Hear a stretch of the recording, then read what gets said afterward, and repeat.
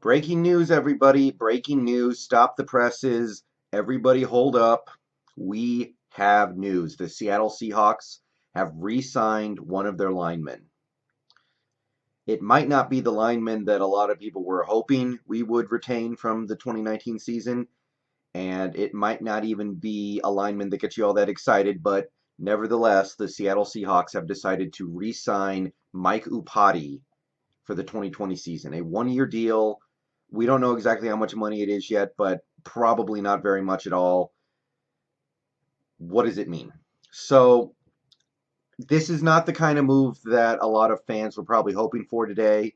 They're hoping for a bigger splash. They were hoping for something with more impact to it.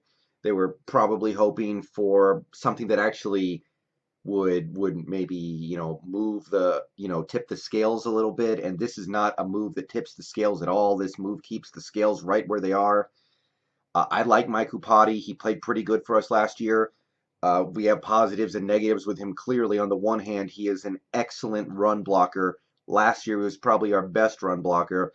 Downside is he gets hurt a lot, and we all know he's going to get hurt this year. We don't know when, and we don't know how bad it's going to be. We don't know how many games he's going to miss, but we all know he's going to get hurt. So we all just have to mentally prepare for that. But it's not big money. So the signing itself, just to touch on it real quick, I'm fine with it, but I don't have a very strong opinion of it. What this does for me, though, and this is what I'm going to be watching out for over the next few days, we have to make some roster moves with our interior linemen now. We have to. Because now, if you take a look at our interior linemen who are under contract for 2020, guards and centers, Jamarco Jones, B.J. Finney, Phil Haynes, Ethan Posick, Joey Hunt, Justin Britt, D.J. Fluker, Jordan Simmons maybe, and Jordan Roos maybe, and now Mike Iupati. That is too many guys.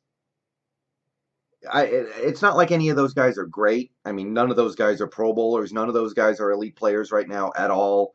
A couple of them I like. A couple of them I like less. A couple of them I don't really like at all. But none of those guys are elite. But it's too much.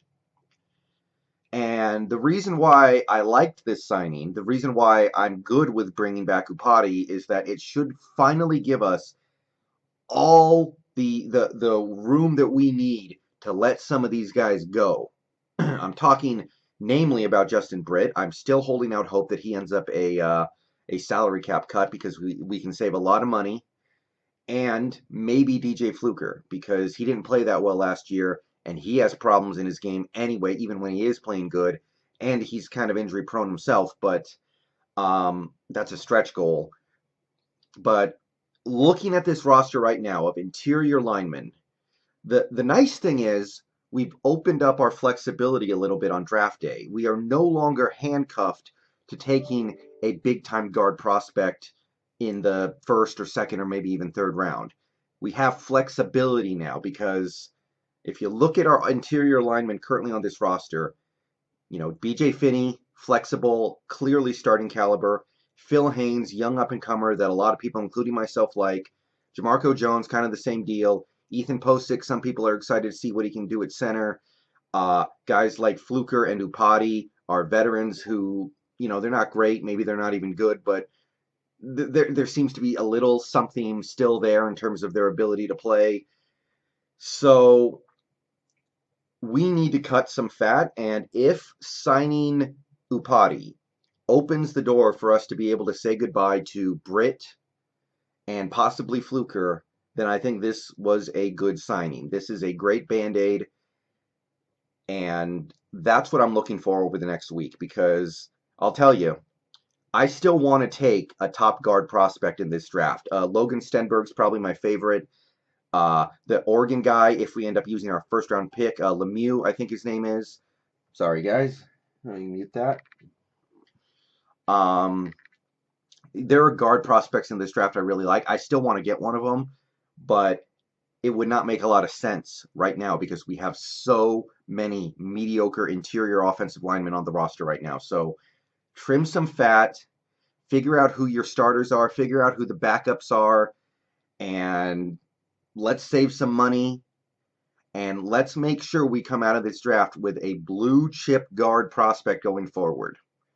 And we cannot do that with the roster in its current state, I don't think. It's too much of a log jam. All right, so once again, Seahawks re-signed Mike Iupati. I will be streaming tonight. We can talk about it there if you want to.